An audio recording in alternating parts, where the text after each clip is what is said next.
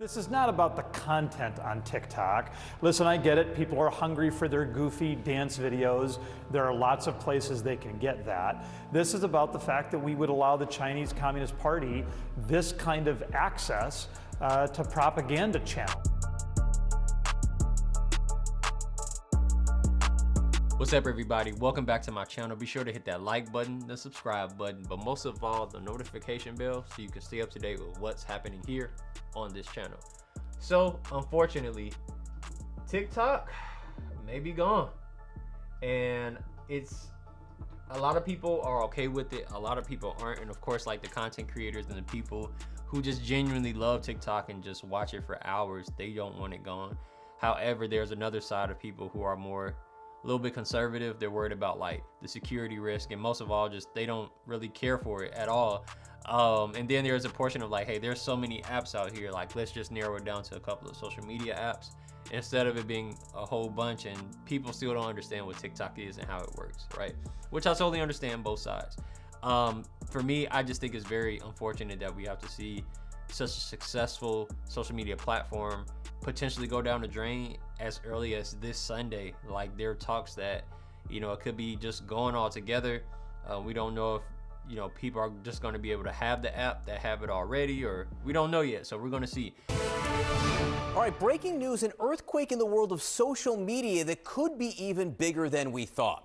Reports that TikTok is planning to shut down its app to users in the United States this Sunday, the day a federal ban is scheduled to take effect. Now, that ban was supposed to just mean that people couldn't update their apps. This goes much further. This means that people won't even be able to get in to TikTok. This new report comes from the tech site The Information. CNN's Claire Duffy is here.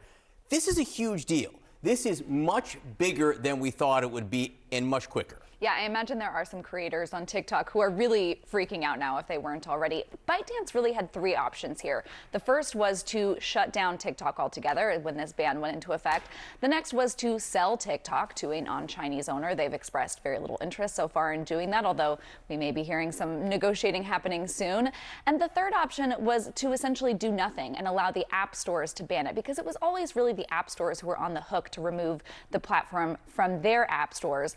And that's really what we expected, was that people just wouldn't be able to download the app if they got a new phone. They wouldn't be able to update it. But if you had the app on your phone, you would still be able to use it. Now, according to this new report, it sounds like people won't be able to access the app at all.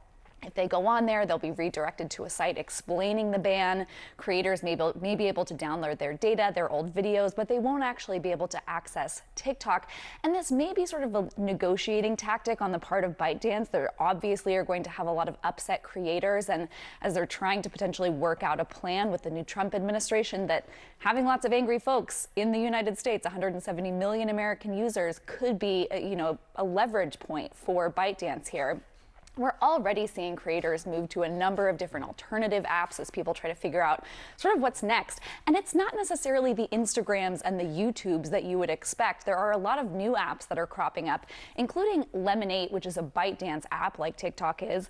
Rednote, which is actually a Chinese-owned app as well, and then Flip, Clapper, Fanbase, a number of these other apps that are also short-form video. Creators can make money, so it'll be really interesting if we do see this ban go into effect, whether any of these ends up being sort of the winner over the mainstream apps that we know of. Yeah, again, this is just such a huge difference from what almost everyone thought this was going to be, which was, you won't be able to put the new app on the phone. It would get a little bit of clunky over weeks or months, but not, I can't get in to watch my cat videos as of Sunday. I mean, I think 170 million people are in for a big surprise.